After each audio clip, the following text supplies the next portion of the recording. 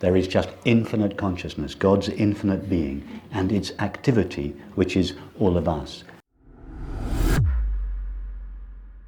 Namaste, world raisers. Sabine and Roger here. Let's watch We're All Dreams in the Mind of God with Rupert Spira. Fascinating. Don't know too much about Rupert Spira other than a big non-duality teacher. So let's find out what this is about. So my question is, how do I understand this and live all aspects of my life with this understanding that tuck never comes into existence? Okay, remember existence from ex sistere, meaning to stand out from. So no individual self called tuck ever stands out from the infinite reality with its own separate, independent existence. Tuck is the activity of infinite consciousness, but never an entity. The only entity, just as the whirlpools are the activity of the river. You cannot pluck a whirlpool out of a river and say, here is a whirlpool that exists, that stands out from the river. There is no such thing as a whirlpool. There is just the river and its movement. There is just infinite consciousness, God's infinite being, and its activity, which is all of us. But no separate object or self or thing ever actually comes into existence.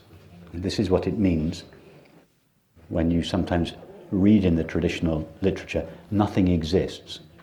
Of course, that's one of those statements by Nisargadatta that is appears very nihilistic from the point of view of the person, if it is not properly understood. There is nothing nihilistic about this message. On the contrary, this message is a cause for celebration, for creativity, for movement. And in fact, creativity is fostered, not diminished, by this understanding that in the ultimate analysis, no object, no thing, no static person or self ever truly exists in their own right. We are all dreams in the mind of God. Tak is the name for one of those dreams.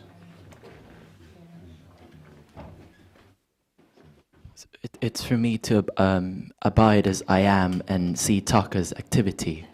Yes, to know that what you essentially are is this intimate, impersonal, self-aware presence. But don't just rest there, because there are these two aspects of our life: movement, stillness and movement. Honor both equally. You know the movement is the place you go home to, the place where you are established. But you go, as it were, out from that home, not really out, but you allow yourself with equal freedom, just as where you return again and again to this home in silence, in peace, in rest. Go in the other direction with equal freedom into movement, creativity, expression, relationship, activity. Knowing that all the time your activity is in the service of, or an expression of, this peace in the background, this peace and love in the background of experience. So no conflict between the innate peace of awareness, which is stillness, and its stillness and its vibration in the form of all experience, activity, relationship, perception. So that's captured in the be still and know that I am God. No, it's not. Be still and know that I am God is the quintessence of the inward-facing path. It's only half the story. I'm not diminishing the beauty of that statement. It is the essence of the inward-facing path. Be still and know that I am is God. That's the distilled essence of the inward-facing path. But consciousness is not just stillness. In St. Thomas's Gospel, one of the disciples asks Jesus,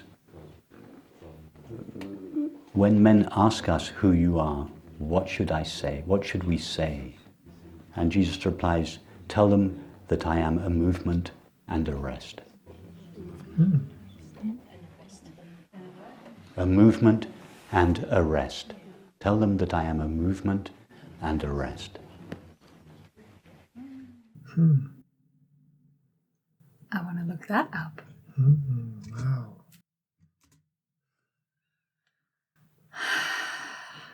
Very good. I mean, it was lots of different words described differently than I know, but I could follow. Yeah, I could Quite. follow too. So, yeah, to me, it reminded me a lot of the Buddhist teachings on emptiness, right? Which teaches that we don't exist inherently, by our own power, from our own side. We're dependent on something greater than ourselves, and that's, what he was getting to as well, right? So, yeah, there's the infinite being. So we're all dreams in the mind of God. There's one source of consciousness, and that's the consciousness within all beings. And this really reminded me of being a dream in the mind of God when I was really studying Hinduism and, Vishnu. And then you see the depictions of Vishnu, sleeping, in the cosmos, and then he's dreaming. And each one of his dreams is a universe, manifesting from his mind. And everything in that universe he's dreaming it into existence. So not in a sense really doing anything, but it's that consciousness being activity. And David Hawkins describes it as well as potentiality manifesting into actuality, meaning that, consciousness isn't just, still, which, it's the ground and the foundation of it, but there's also always that activity. And the same with like a Buddha who attains, Buddhahood, they say that there's always that enlightened activity, right? So just that compassionate mind of a Buddha or even a Bodhisattva that's just compelled to work for the alleviation of, suffering. It's the very force of creation. Like so in a sense you can contemplate like what's the point of having a consciousness if you understand that, okay, the whole universe is conscious, but what does that matter if nothing ever happens, right? So consciousness is always going to be seeking to manifest into form. If you look at, even the world and when life began on this planet and then just started evolving into more complex forms, and then new forms appearing within that sphere. And then, so consciousness, is the manifestation, of creation, right? So creation and evolution, are the same process if you understand that. So, yeah, it's pretty deep talk. Yeah. But, so then the activities, so the person's name, that's not... Oh, what was that? Tuck? Tuck. Or is Tuck something? I think that's the person's name, the questioner, okay. right? So, Oh.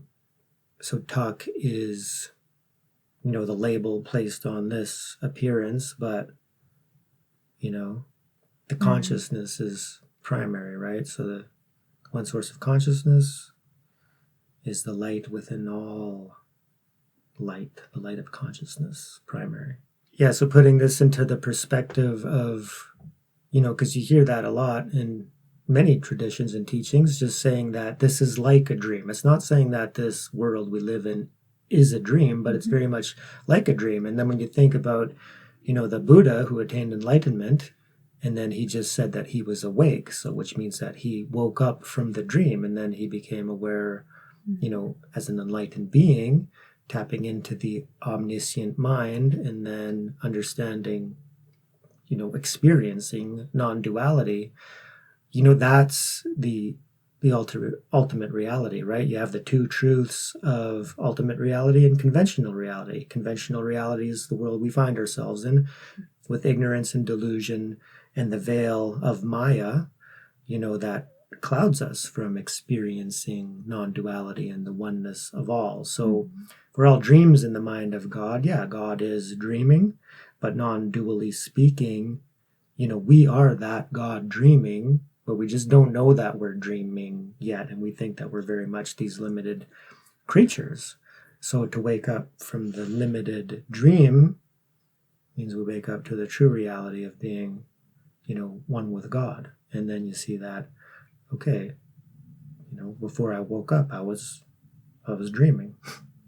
So, yeah, pretty deep talk. Rupert Spira, loved it. Nice.